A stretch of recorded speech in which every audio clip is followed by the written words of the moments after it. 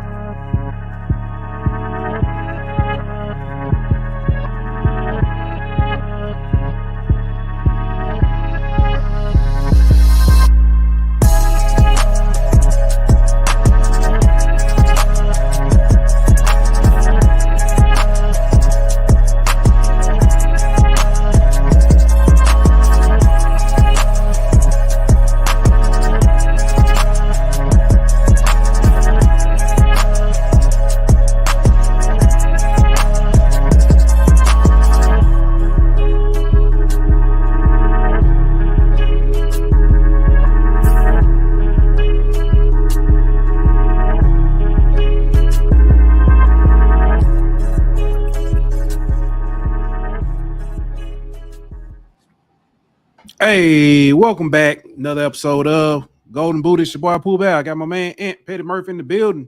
What's good with you, my boy? What's happening with it, dog?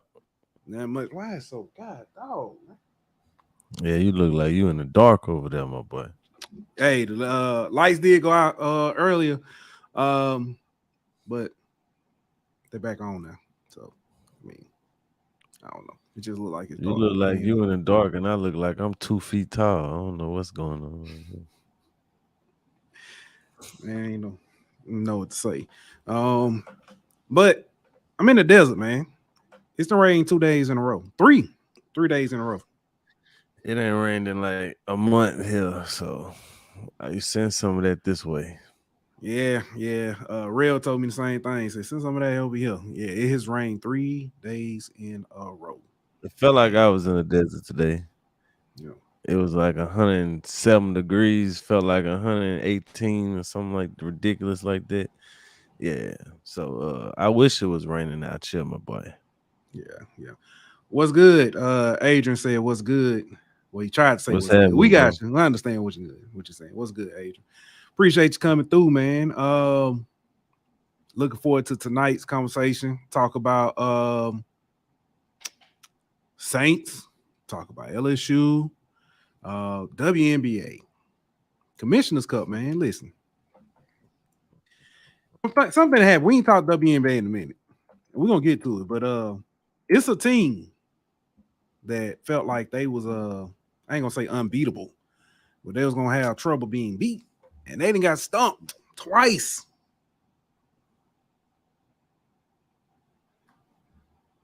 We're gonna get to it though. They are missing. Never mind, we'll talk about that. Yeah, we'll get there. Nick in the building. What's good, Nick? Zay came and said, Nick, go away. Oh, man. We got talk a little UFC. I ain't put it on there, but we can talk a little UFC. Not surprised, but surprised. We'll get there. Not really. Yeah, get there. But yeah, man. But you know what it is. Y'all know what we gotta do. Y'all get a shout out to our sponsors over at BetOnline. BetOnline.ag. We'll be back in 1 minute. BetOnline.ag is your number one source for all your sports information, stats, news, and scores. Get the latest odds, lines, and player injury reports for this year's NBA and NHL playoffs. BetOnline is always your sports information headquarters. This season, we have you covered for all your sports wagering needs. We have everything from NBA, NFL, MLB, and NHL to golf, tennis, UFC, and boxing. BetOnline is the fastest and easiest way to get your betting info, including live betting options and your favorite casino and card games that you can play right from your home. Head on over to betonline.ag today or use your mobile device to get in on the action. Be sure to use the promo code BLEAV to receive your 50% welcome bonus on your first deposit. BetOnline, where the game starts. Hey, and we're back. And like always, man, I want to tell everybody I appreciate y'all for coming through. Thank you for watching. You could be anywhere in the world, but you're here with us. We appreciate that. Don't forget, subscribe, like, share. P.S. Support the show. Super chat's open. But let's Hey, get to it, man.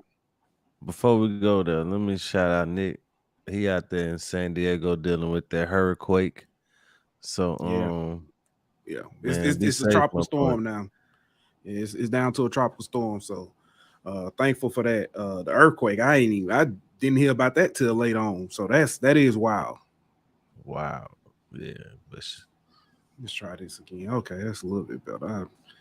In the dark ages of this all thing. my Cali people, y'all be safe out there, man. Yeah. Yep. But man, let's go ahead. Let's start there. Let's talk WNBA first, man. Open up, man. We'll be our good friend Dilly Sanders will be with us in probably about 8 minutes or so, man. But let's talk this WNBA, man. New York Liberty won the Commissioner's Cup. They beat the Aces.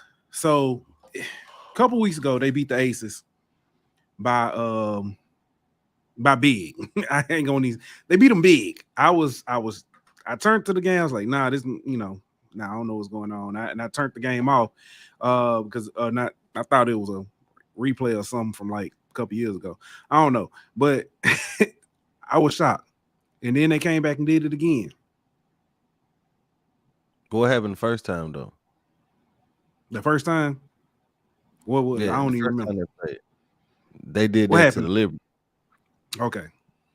And the first time they were healthy, they had, the former MVP, arguably the greatest women's basketball player of all time, Candace Parker, healthy. They didn't have her these last two times. Not saying that she would have made up the difference in that big of a, deficit, but it would have been a different game. That's all I'm saying. Right. And even though they lost those games to the Liberty, they still have only lost 4 games on the season. Like let's go ahead and get that fact straight. 4 games, they're like 24-4 or something like that. So I mean, they still are pretty much unbeatable. The only other team that's really giving them trouble, they've had trouble with the Dallas Wings, and the Liberty, but those are probably the second and third most talented teams in the league. Well, Liberty, no doubt about it, they're the second most talented team. They've only lost 7 games themselves. So, I mean, you're talking about a team that's got 7 losses on the season. They're no slouch themselves. So I don't think we need to take too much into that. What happened in those two matchups? Now if they do that with a healthy Candace Parker on the team on the floor, that's a little different story. But as of right now, I'm chalking it up to the Aces didn't really care about the Commissioner's Cup, and they didn't have Candace Parker out there. Okay.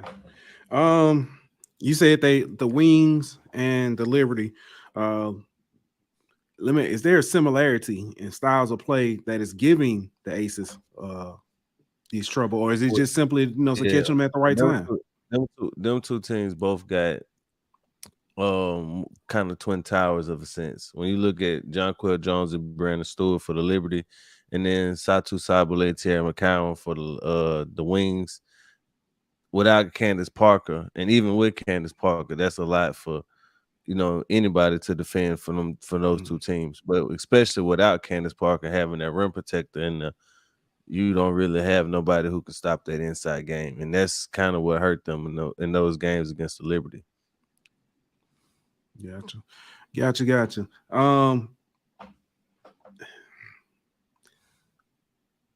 How far away are we from playoffs? Because it's got to be around the corner. Yeah, it's coming up pretty soon. Okay. Anybody let me ask, from what you expected beginning of the season, anybody making it that you didn't expect to make it, or anybody look a lot better than you didn't see coming into the season? Or even the reverse. Anybody who you thought would be competitive just hadn't shown up? Well, I thought Seattle would be worse. I know they're not slated to make the playoffs right now, but I thought they would be worse than they are. I thought they would be the worst team in the league, just because of what they lost. Right. Losing Sue Bird, losing Breonna Stewart, you know what I mean? That's a lot to lose. Tina Charles, that's a lot to lose. But they played the Lynx also. The Lynx played a lot better than I thought they would play, and what they've lost in the offseason as well. Those two teams, the Lynx are going to make the playoffs. So I guess that would be the answer of a team I didn't think would make the playoffs that's making the playoffs. Gotcha. And on the other side, I guess the Mercury, just because I really wasn't high on them, but they arguably the worst team in the league. And, And I'm gonna go ahead and say it. With Brittany Griner coming back, it kind of felt like they may have had that mojo for another run, just to. yeah, I wasn't buying it from the beginning of the season, but I didn't Okay. think they would be this bad. I didn't think Gotcha. they would be this bad. I mean, they are, like I said, them in Indiana, and Indiana is the youngest team in the league, so they were Mhm. expected to have growing pains. But Phoenix they got a lot going on over there, bro. Not just it's some dysfunction in that franchise. So yeah, they got a lot going on and off the court, but they just haven't lived up to what people thought whenever they were getting Brittany Griner back to what they would be. Mhm. Gotcha. The All right. Mystics have kind of been a disappointment, though, I guess you could say, because they were supposed to be the third best team in the league, but they probably around fifth right now, best team in the league. Yeah. Maybe sixth, depending on where Atlanta falls. So I mean, you could argue that they've been a disappointment. Yeah. Man, let's move on to sticking with women's sports though. The World Cup.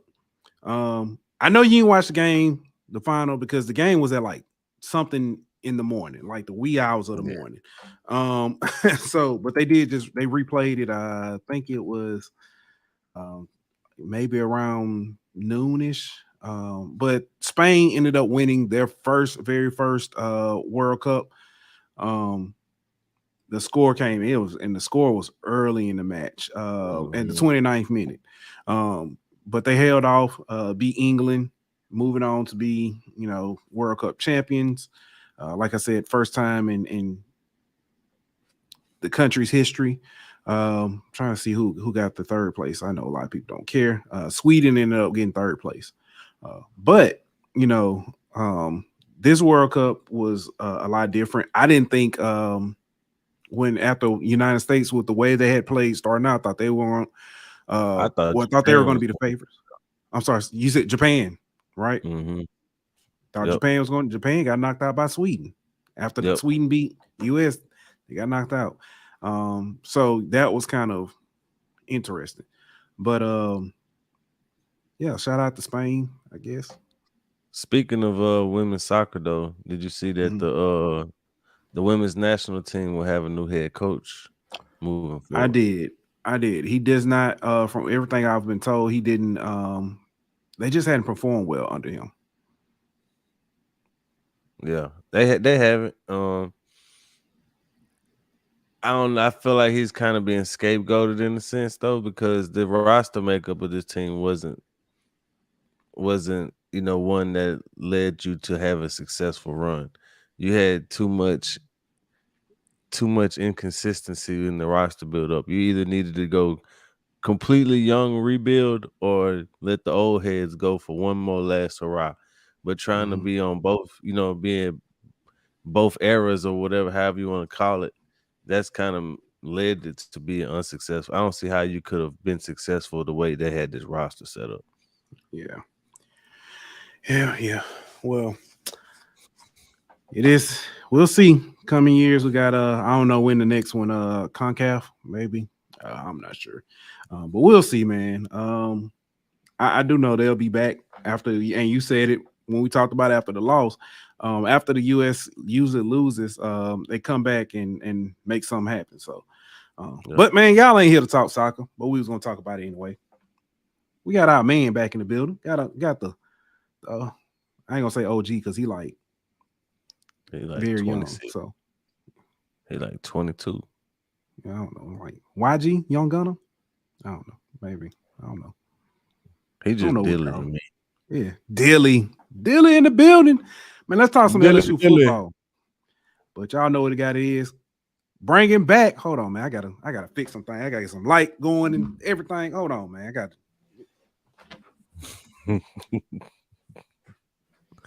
My man having technical difficulties Y'all know over what it there.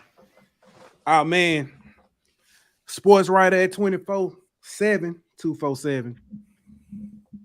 Dilly Sanders is in the building. Welcome back, Dilly. What's good with you? What's up? What's up? Been far too long, but yeah, no, I'm doing good. Not having to sit out in the heat all day every day anymore. So, I mean, that's a win in and of itself. Just brag why don't you? First of all, I am very disappointed. Nope. We do not have any music on the wall. What's going on? Oh, man, I'm sorry. It's been they're all sitting over there. I just haven't. It's been so busy. I haven't been keeping them because I can't sleep with them up there. I usually throw it up there whenever I want something, but I just haven't. Just been busy. I feel you, man. But let me give a shout out. I'm gonna give a shout out to Childish Gambino because the internet was the first one I saw on the top of the stack. So there we go. Shout out. Man, so Dilly, man, I'm gonna go ahead and bring this up first, and we'll get into the scrimmage and practice and stuff that's been going on so far. Brian Turner said he actually said this. I saw it on AYS with Blake early. He mentioned this. He's not buying it. He said, as an LSU fan, I have not the slightest idea how this LSU defense has any shot at all versus this FSU offense. Our DBs are not athletic enough to match up with the receiver core they're facing. Well, I wouldn't if there was any kind of reason I would take a step back about the LSU defensive backs. It would not be athleticism. They got athletes. If there's one thing LSU is going to get, it's going to be athletes. Right. It's more about maybe the cohesion or understanding of the playbook or understanding like that. But they even got Andre Sam, who's out there, getting retirement every month, but he's going to be out there running elite 40s and getting some amazing closing speed. And then you got Deuce Chestnut, who's an all ACC, Zai Alexander, who is a great athlete, long. Right. Ashton Stamps is a punt returner that put on 20 pounds and is going to be playing cornerback. So they've got athleticism. I think that's there's no reason to worry about athleticism. I would say, I mean, Florida State's really talented. They're a veteran team, and it would be maybe a more cohesive group than there is at LSU right now, which would be my main concern. It's not being able to match up with them, Yeah. What could the concern? I'm sorry, go ahead, Ant. No, you go ahead. No, I was gonna say, could the concern be because I think a lot of people when they say this, is the concern more of the height difference versus the actual coverage skills and athleticism? For me, there is. Yeah, I mean, there is that. I mean, it's if you got. I mean, don't know what the latest is on Sage Ryan. But Deuce Chestnut, he's 5'11", Sage Ryan 5'11". You got Zion and Ashton, they're pretty big. And they've got some taller safeties. Greg Brooks is a little bit smaller, so it's definitely not the tallest team. But from what I've seen in practice, they're able to cover taller than they are actually. I've seen Deuce Chestnut not only break up a high pointed pass to Brian Thomas, but break up a high pointed pass that Brian Thomas had to go up and get. And Deuce is still able to go up with him and break that pass up, even though Brian Thomas has about 4 inches on him. Yeah. I mean, I'm with you on that. My concern is Florida State's wide receiver room looks like the Florida State basketball team. Everybody's concerning. I mean, yeah, everybody's 6'4" and up. So even Brian Thomas is their smallest receiver at Florida. You know what I mean? So you're gonna have that every matchup instead of just one matchup. One guy on the field. Every guy on the field is gonna be like that. Yeah, it's. I mean, they're a good team. They're a top 10 team for a reason, going up against a new secondary. So, I mean, you can't go in being like, oh, yeah, they're going to shut them down.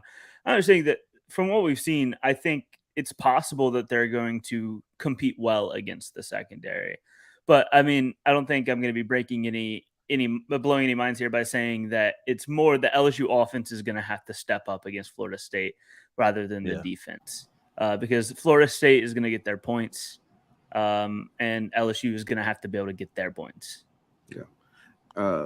Again, like I said, Brian ain't buying it. He said he also has doubt about the athleticism of the LSU offensive line versus this very quick, very fast FSU pass rush. The offensive line is big, but can they pass block better?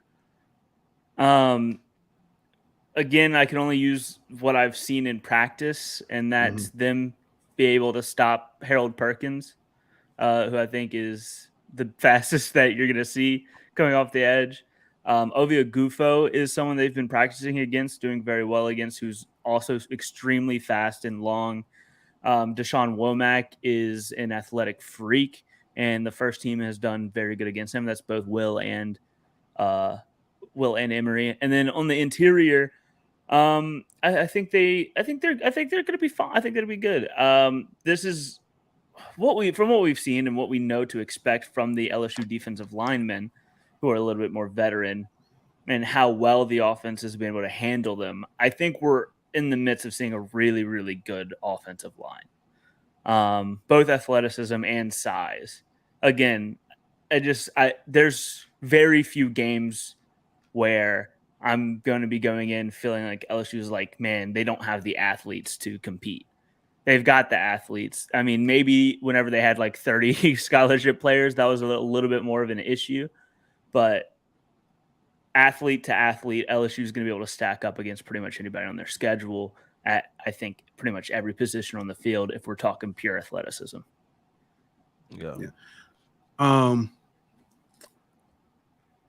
Looking at this, because I think, and Brian's not alone in this, there are other LSU fans who kind of feel the same sentiments that he has. I think a lot of it goes back to last year's game. Whether people want to admit it or not, and they'll say, no, it's not last year. It's just, overall. But honestly, it goes back to last year's game, because if you look at the rest of the season, offensive line did pretty well. They held up, once they actually got the starting lineup, they did really well. Same with the defense. Outside of maybe a game here or there, they held their own. So I really do think that this comes down to what we saw last year versus this year. In my opinion, we've gotten better on both sides of the ball. Yeah, I mean, there's no doubt in my mind that this is a better team than Florida State. I mean, no, than last year. Sorry. Better team than LSU's team last year. There's no doubt in my mind that they're better in pretty much every single aspect, except, I mean, maybe cornerback, but again, that was still a pretty inexperienced and new group in the secondary last year. I'd say at worst, it's a wash. Yeah, I would agree with that. What position group do you think has made the biggest improvement from last year to this year? I don't think it's even particularly close. It's tight end. I mean, Mason Taylor is still Mason Taylor. But I mean, he's looking better. He's looking a little bit bigger, but keeping that athleticism. He's going to be a better blocker than he was last year. But pretty much the next three guys behind Mason Taylor, I would take over like a Cole Taylor that they had last year. Shout out Preston. He was sitting next to me at the scrimmage. We'll practice, and then the scrimmage at the end. So shout out Preston. But yeah. I think along the way, it's tight end. It's not even close. Jackson McGowan is, the least talked about freshman tight end, but even he looks like a wide receiver out there. So they're going to have, like, if they want to get him in, they're going to be able to get him in. He looks really impressive as a route runner. Kamorian Pimpton is one of the most fun players I think I've ever watched. Just as a freshman, he's 6'6", 245, moves super well. Like, he's gonna be a freak, and whenever like people start seeing him on Saturdays starring an offense, it's gonna be, the hype's gonna be real around him. Whenever people realize what LSU has in him, he looks unreal. And then Mac Markway, who is basically a carbon copy of Mason Taylor. I don't think he moves as well as Mason Taylor right now, but they look physically the same. He's going to be a little bit better of a blocker, but they're in the same mold of tight end, I would say. So they have about 4 guys that I think I wouldn't take the 3 freshmen like right now. Like maybe I wouldn't want them to be your only options, but having Mason Taylor and then the 3 guys who fit a bunch of different roles that you can throw in and give small roles to. And if you notice, Mike Denbrock really loves a tight end. I was looking at this earlier. Last year, you had Mason Taylor, who had about 30 catches ish, and then next was Cole Taylor with about 5 at tight end. You take a look at his last year at Cincinnati. He had 2 tight ends with over 25 catches. He likes to get those guys into the offense. He runs a little bit like a fake 11 personnel, where he kind of pretty much uses his tight ends as wide receivers. Yeah. So being able to give him more options like that, it's really exciting. So tight end, I think, is in a so much better of a spot, not only because of their coach, but because of who they have than last year. It's going to be fun to watch that room, I think. Yeah. So yesterday, the scrimmage, a lot of people were kind of, I guess you say, confused about what the setup was going to be. But as you mentioned, there was an actual full practice prior to the scrimmage. Well, yeah, there was a hour-long practice prior to the scrimmage. Yeah, so this year's kind of been unprecedented in that we've watched probably like 10 practices fully. We've just been there. We've been there watching practice. So like, that's why there was a little bit of like disappointment in the media almost on Saturday, whenever it was like a full practice that we got to watch. We're like, well, we've seen this a million times in the past 2 weeks. Yeah. We wanted more of a scrimmage, but it was still, I mean, very grateful for the access that we've had this year. We've gotten to be able to glean so much of where this roster stands, what they're focusing on, what this team looks like. It's been great. I mean, and it's something that LSU, I don't think, has ever had before. And like, if you look at Florida, they get like 10 minutes of practice. You can't like take any videos, take any photos or anything like that, and then they get kicked out. But we've really have seen so much of this camp that it's been incredible to see. And it just feel like we are in a better knowledge spot going into this season rather than the last 2 seasons, I'd say. Yeah, I mean, Florida, what do you expect? I mean, if you want, scared money don't make money, I guess. I mean, yeah, I know, right? If Billy really wants to compete for that G5 title, he can't be giving up all his plays to the media. Shout out to the Florida Gators, I guess. So DK. What was the one thing yesterday, I guess, that was the biggest surprise to you? Maybe how much they used Caleb Jackson. Because I mean, this is a really deep running back room, and we've seen a lot. It does seem like some of the guys were out. I don't think we saw any Logan Diggs. Don't think we saw any John Emery. Don't think we even saw any Armenta Gilman. So this is a running back room with like 8 or 9 scholarship guys, but who knows who's healthy. But Caleb Jackson had been a guy who really struggled early on. I mean, he's a true freshman who didn't have the spring, so that's what's expected, not any slight to him.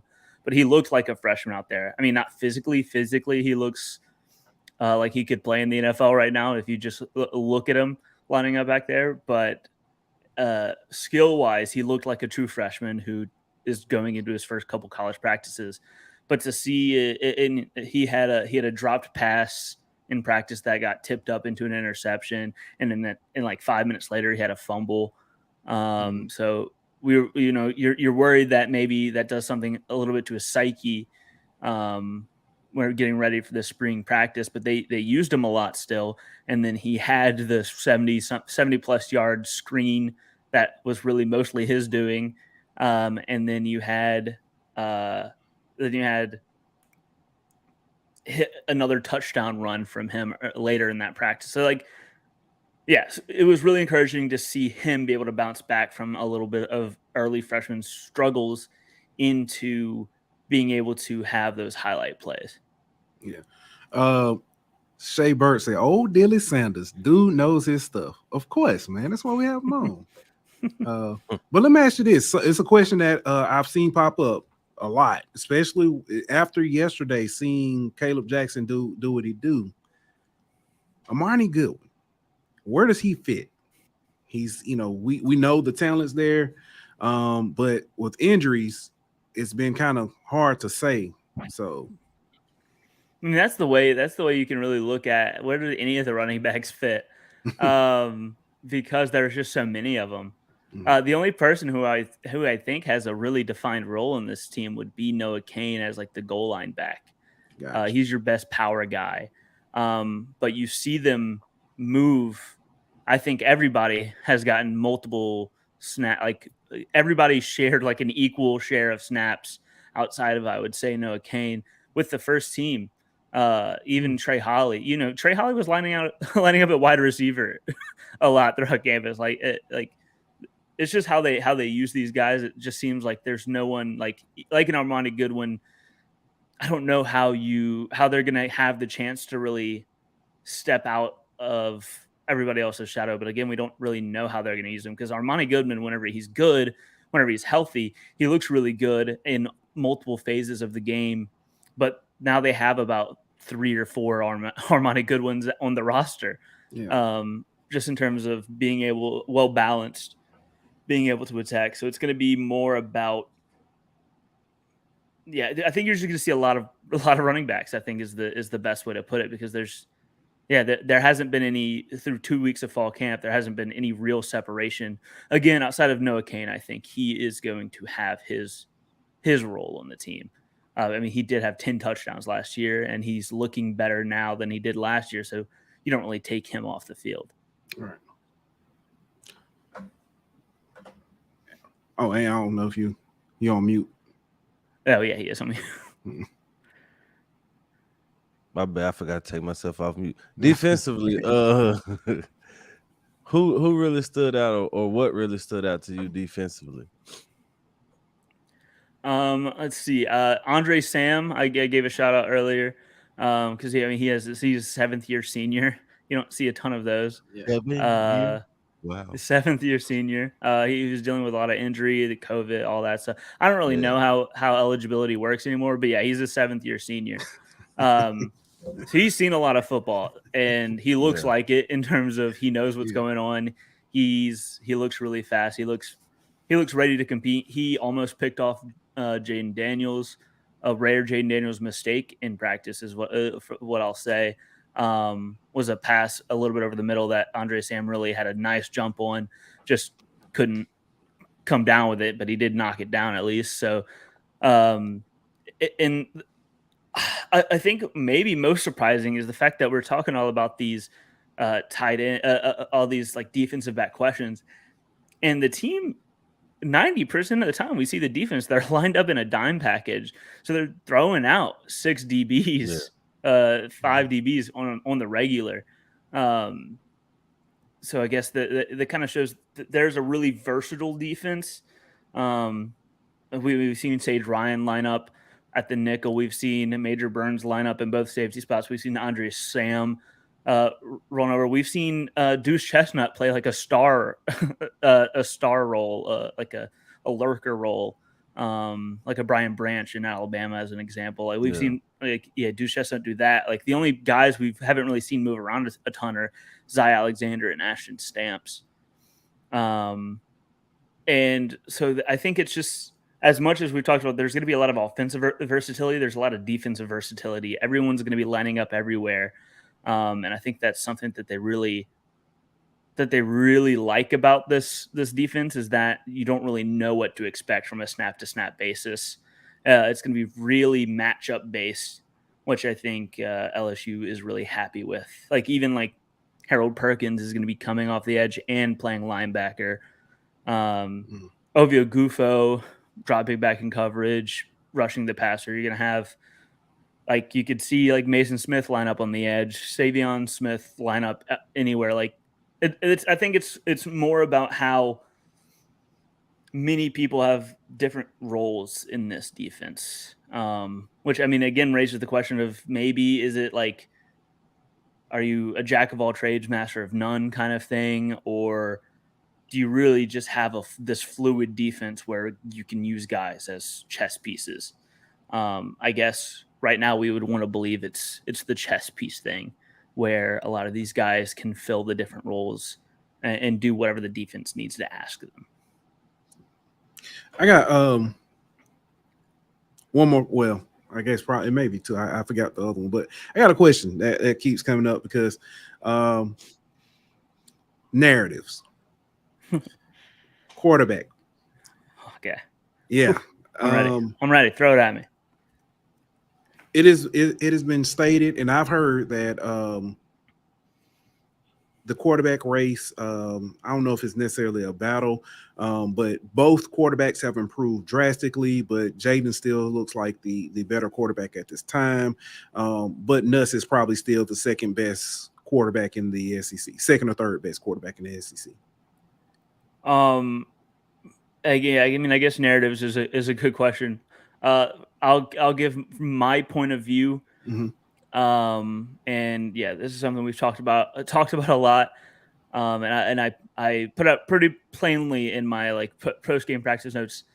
There is no quarterback battle. There's no quarterback race. There's no two quarterback system. This is Jane Daniels' team.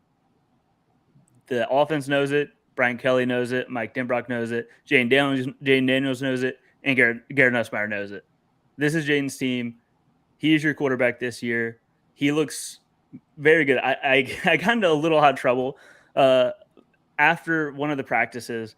I was saying how it's been maybe the quarterbacks have actually been a little bit disappointing, but I think that was poor phrasing in terms of we were waiting for them to take a step and really explode. And for the first like week of practice, nothing was really that shocking or nothing really stood out. They looked good. They looked solid. They looked like they looked last year. But there was a practice about a week in where both Jaden and Nuss started like trading blows in terms of highlight play after highlight play.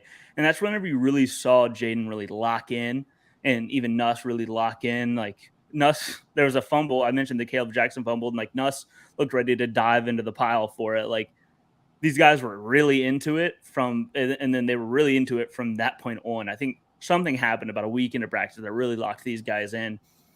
And since then, Jaden has been really, really good. I think he's been very, I'd go where he's been very good in practice.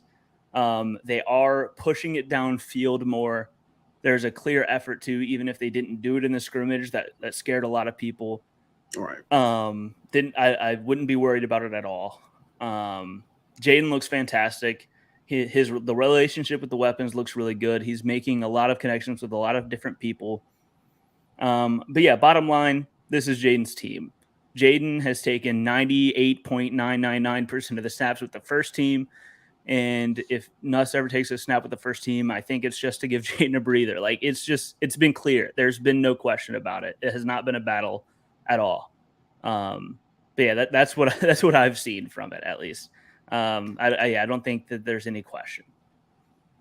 Speaking of quarterbacks, what does Ricky Collins look like, and what did he look like in the scrimmage? Okay, so Ricky, I went to a bunch of ended up seeing about 3 or 4 different Woodlawn games last year, actually. Mm-hmm. And Ricky was one of the most fun players I watched. I'll say this: he was the most fun Louisiana quarterback I watched last year. I didn't see Archie, but there was another top quarterback that I was not that impressed with. That went to a different SEC school, but Ricky stood out. Ricky has that athleticism that you want, like the athleticism you would get out of a Jaden Daniels, but he has a really, really strong arm. And I think that's what we've seen a lot of in this session. He is really raw. So, I mean, you wouldn't want him playing this year.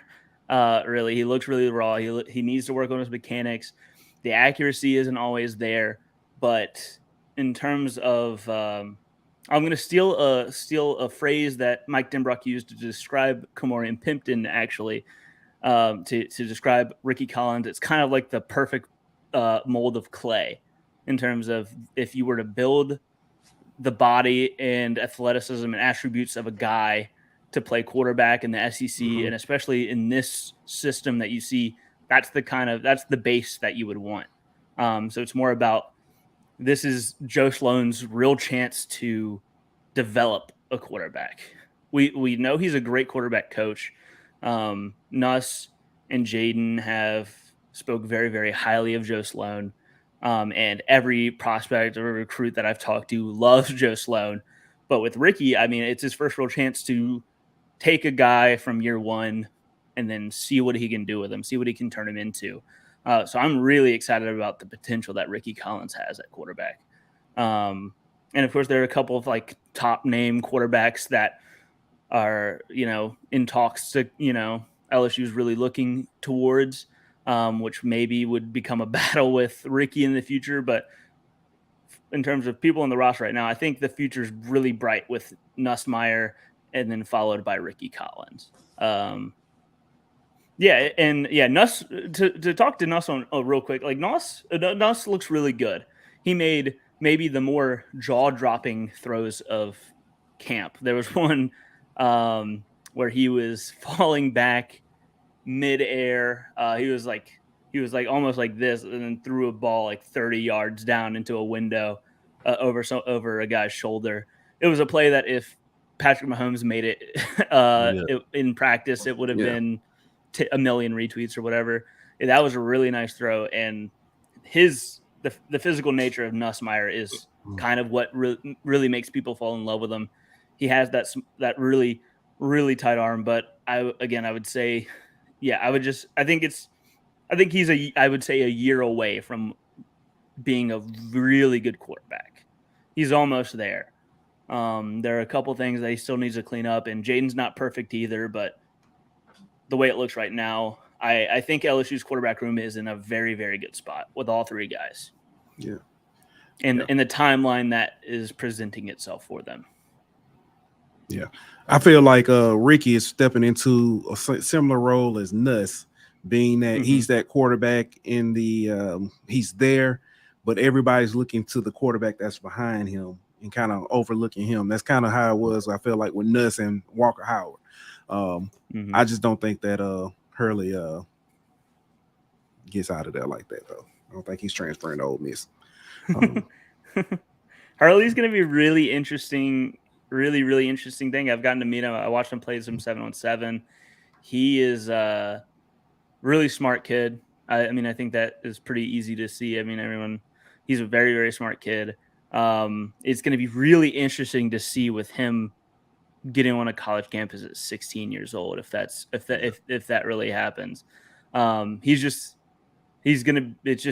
feels weird. It just feels weird to think about him. He'll be 17 by the time practice starts, I think, but still getting to a college campus at 16 to be able to then playing quarterback in the SEC is just a really tall task. Right. So it's going to be, that's a really interesting career to follow, I think, is where it's at right now with Colin Hurley. But I mean, he physically, he looks like he'll be good.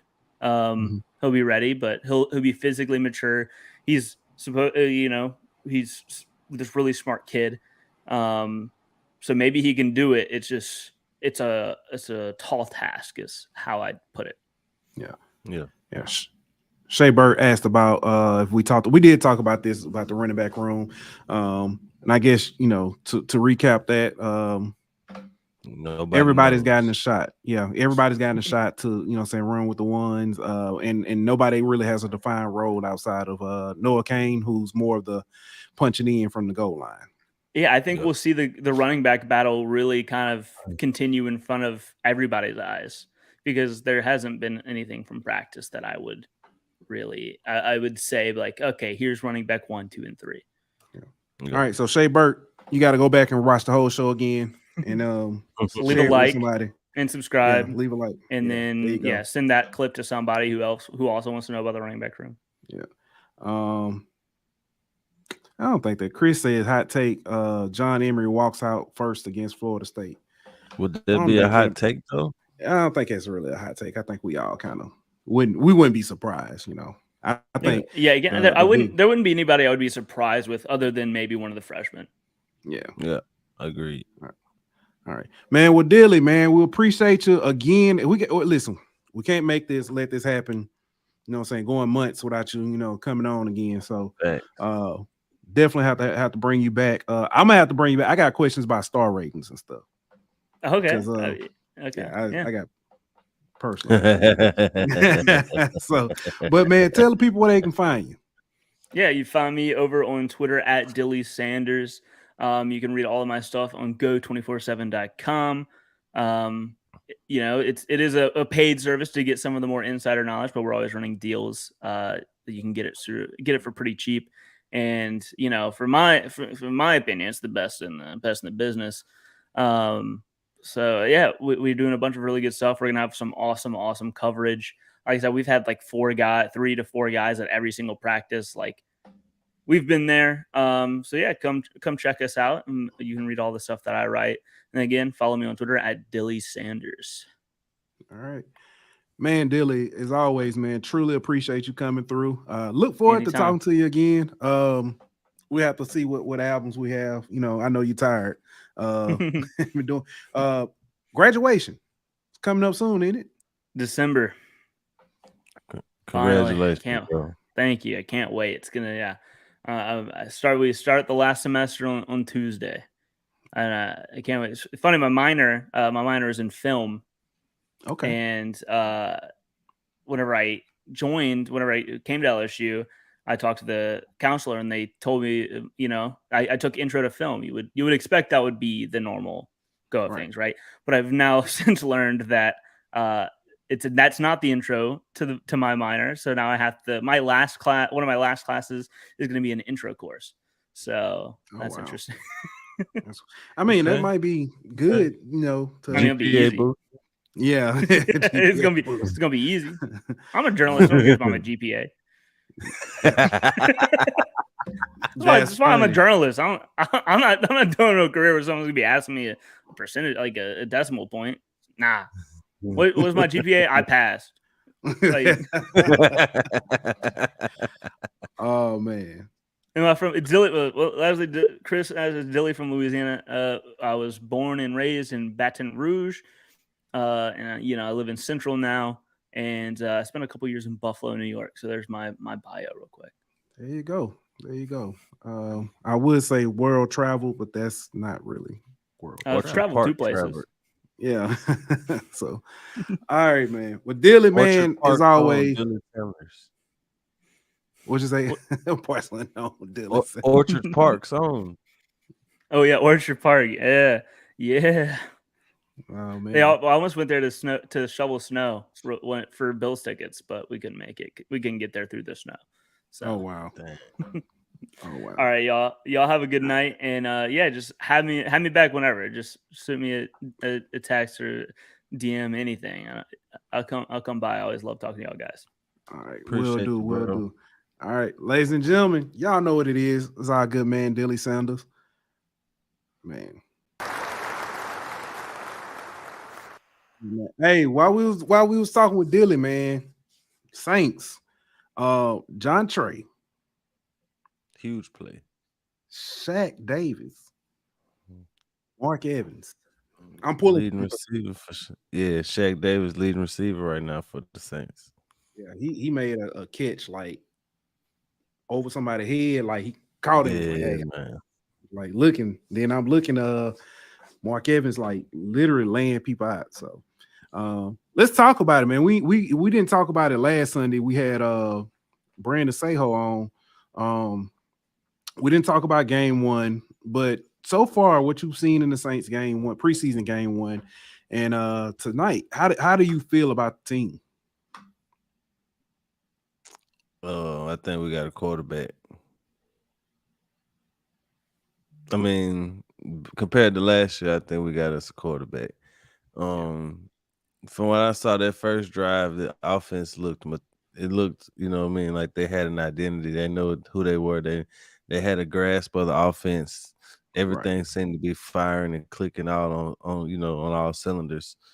Besides that first little drop or bad pass, whatever, from Carter Olave, last game. Other than that, that first drive with the first team offense was click, click, click, big play here, good run here, another big pass play here, and then touchdown. So I mean, I think last week that everything looked good. This week, kind of shaky offense in the first half. You needed a few turnovers to get points on the board, but they kind of I think that that last drive, whenever they got the field goal on them, I think that kind of woke the offense up. Big play to Shaq Davis. And, you get the field goal. And in the second half, the offense has seemed to be able to move the ball a little bit here with some big plays like the one to John Trey. Just wasn't able to capitalize off of that because of penalties. I think that's the biggest takeaway from the preseason so far is penalties, man. Too many penalties. Man, completely agree. The drive killers. The penalties are called that for a reason.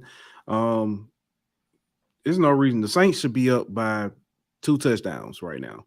Yeah. Honestly, in my opinion, they just kicked the field goal, so they up 12. If I'm not mistaken, I could be wrong, but it should be a 17-point game right now. Yeah. They, I've liked what I've seen out of the Saints. It kind of made me kind of take back a few things I said about Pete Carmichael, but it's early. It's early. But Pete Carmichael not calling plays tonight. Remember that? Did he call him last week?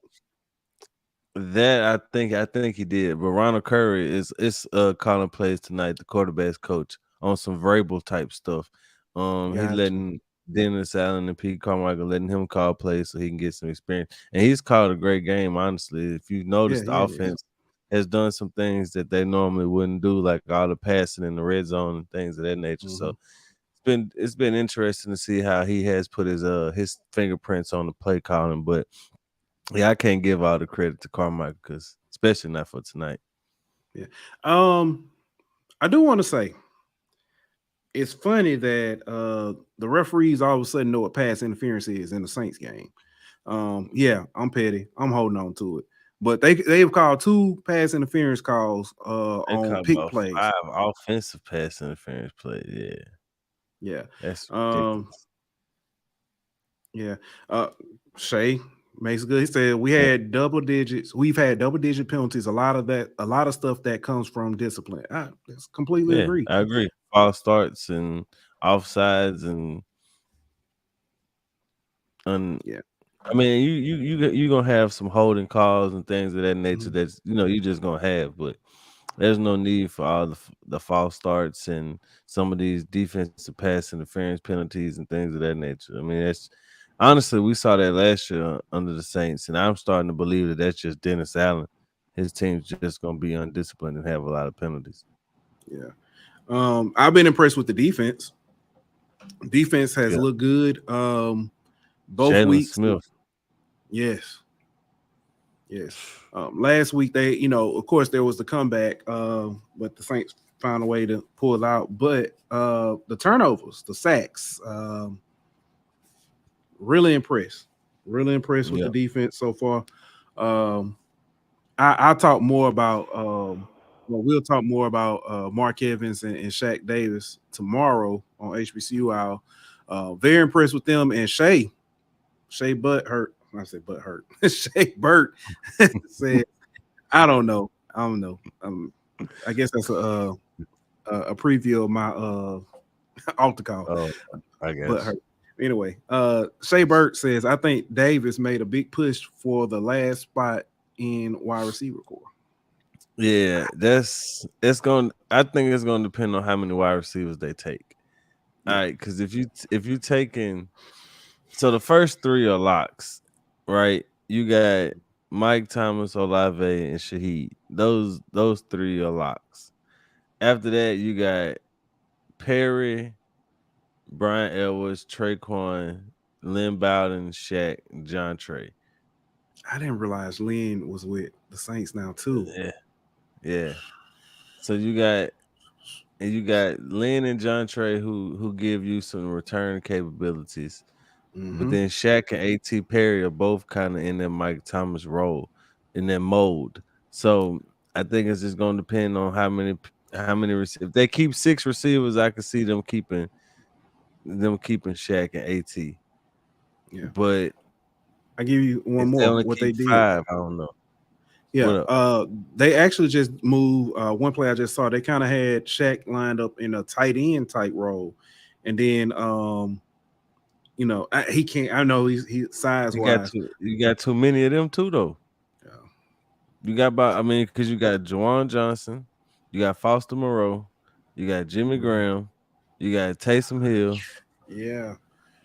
and then you got Lucas Kroll, and you got JP Holtz. You know what I mean? You got 6 of them, and you probably gonna try to. Honestly, all right. So I was talking about this with a buddy of mine the other day. I could see us. You know they got the new rule in the NFL where you can carry a third quarterback on the roster, and but he don't count toward the 53 unless he takes a snap. Right. Gotcha. All right. So you can. So therefore, for quarterbacks, you can bring Hayner, Winston, and Derek Carr, and just have Hayner be your third quarterback. That's true. And Okay. if something happened, and you needed a third quarterback, just put Taysom Hill in the game at quarterback. That way, you know what I'm saying? You could basically carry 4 quarterbacks without actually having to have 4 quarterbacks. So unless it Taysom comes Hill to a mercy. Yeah. And I mean, if Derek Carr get hurt and Jameis Winston get hurt, it don't matter who our quarterback is. So just put Taysom in the game. You know what I mean? So that way you don't have to burn the roster spot. So I could see that being a situation to where they try to kind of steal a roster spot in a sense by kind of having Taysom be the third quarterback in a sense too. Yeah. Let me ask a difficult question. If it comes down and you got John Trey or Shaq, who you taking? I know my answer, and I know, and it breaks my heart to say it.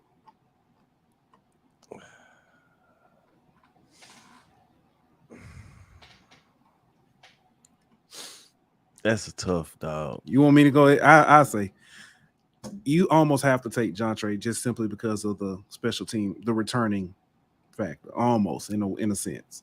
See, I was going to go there. I personally, size wise and production, I think Shaq Davis is such a mismatch. Such a mismatch.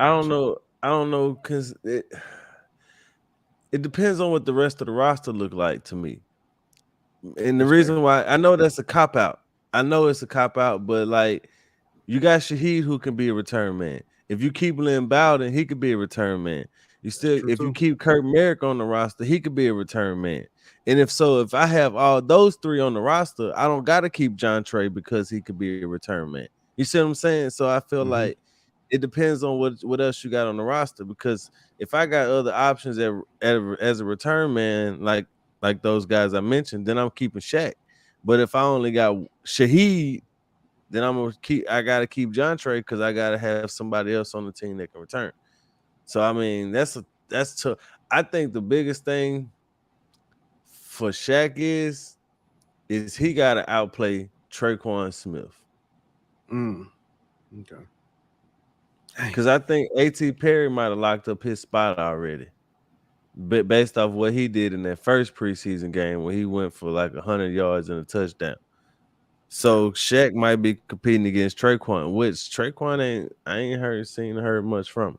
So, you know, if Shaq can continue to have 3 for 63 type performances, it's probably more than that by now. So yeah, you know what I mean? So let me ask this. Let's talk about outside of the Saints, more of the NFL. Trey Palmer. Yeah, he been cutting up. Booty. Let's talk about Kayshawn Booty and the head case that he was supposedly was. And people saw that one report about him in the offseason, and then people talking about he might not make the team and all this kind of stuff. Obviously, that was wrong. Boy, I tell you, bro, y'all gonna learn that everything y'all read on the internet ain't true. Yeah. Don't believe everything you read on the internet. Abraham Lincoln once said that. But I read that on the internet too. Yeah.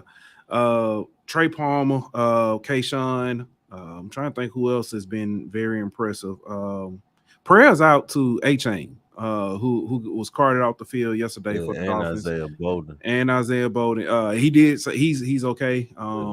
He tweeted out and stuff. I haven't heard anything injury report on A-Chain. But he was a phenomenal back at it pains me to say it, a phenomenal back at Texas A&M. But look for him to bounce back. So yeah, they won 28-3 yesterday. Yeah. I'm trying to think who else I'm looking for. 28-3. The Bengals and Falcons played the other day. It was like a 13-13 tie. DTR for the Browns. Yeah, he has been a revelation. I think he's locked himself up a spot easily. Yeah. And they even the blocking, which I'm sure they're gonna tell them don't do that no more. But it shows he's they're a football competitive player, man. Yeah, he's a football player, bro. You got to respect that if you're a teammate of his. It may be early, but I think that DTR is what people thought Anthony Richardson would be. That's a little early, my boy. I'm gonna just put it out there. Early, my boy. But I'm just saying because a lot of people, DTR going playing in the second half. You know what I mean? Like that's true. You know what I mean? Anthony Richardson going against ones. But I will say that he's more polished right now than that's where I'm going at. That's where it's not necessarily what you call. Who else? Bryce Young and Stroud. I think Stroud has shown flashes and has looked good. I think Stroud has looked better than Young so far. But it's still early. It's the problem with Young though.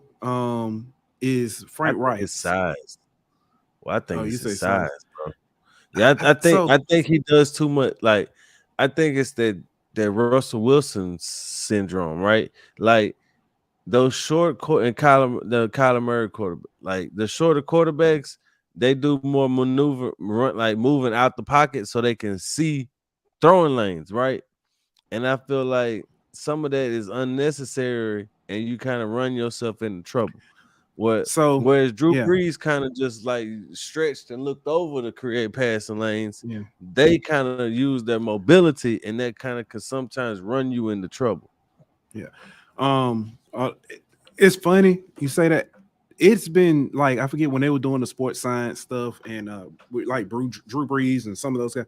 Shorter quarterbacks are actually a lot more accurate than taller quarterbacks. They gotta be. Yeah.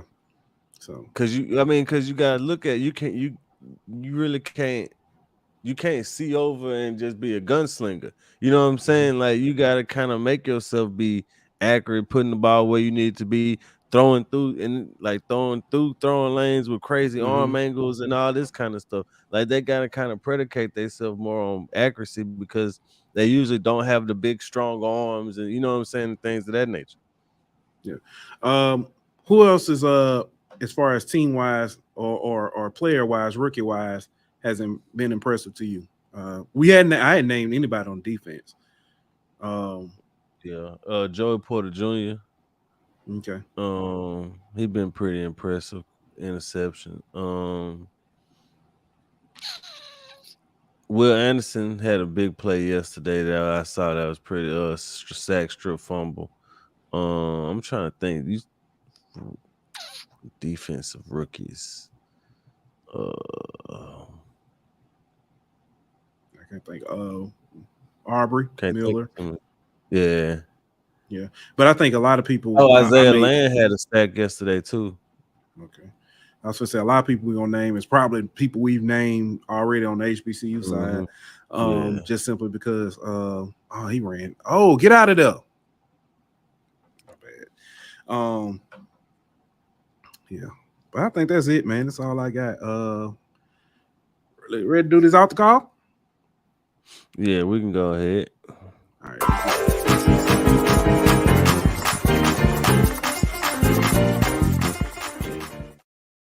I'll go first.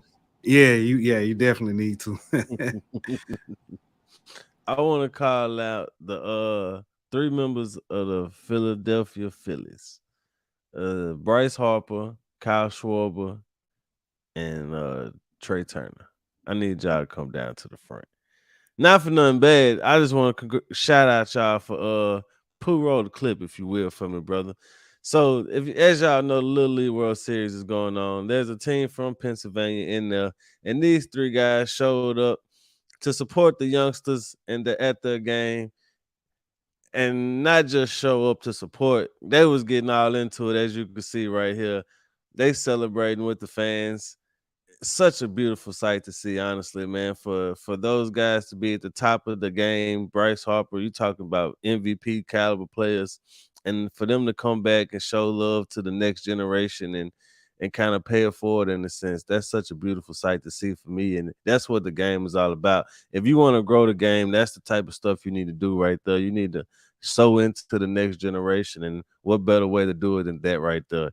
And the Phillies are actually playing in Williamsburg today for the Little League Classic, and so it was good for them to kind of be able to be around those young guys, and for those young little leaguers to look up to see the guys that they look up to cheering them on. It's got to be a good feeling for them and some motivation for them, and a moment that they'll remember for the rest of their lives. So kudos to those fellas for that moment, because I know you made an impression on them little boys.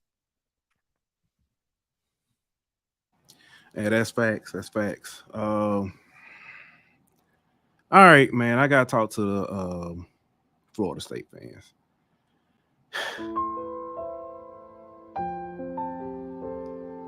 We made a shirt.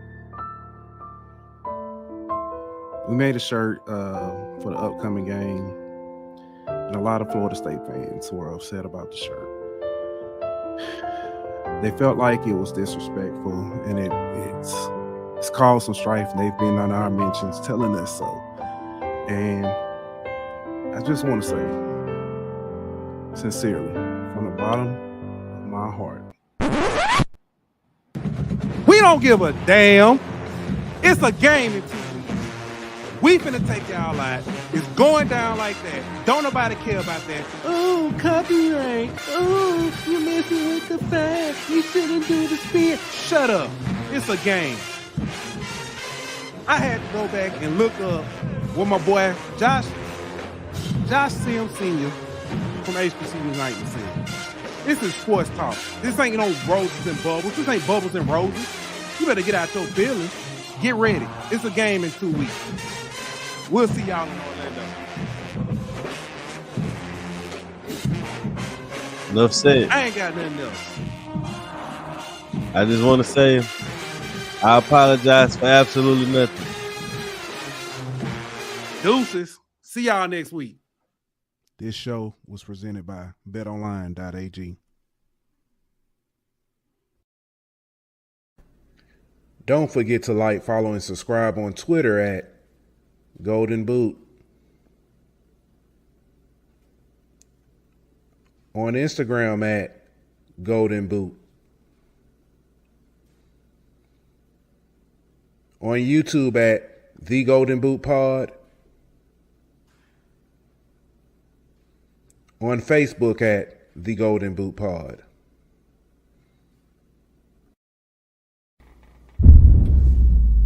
Golden Boot!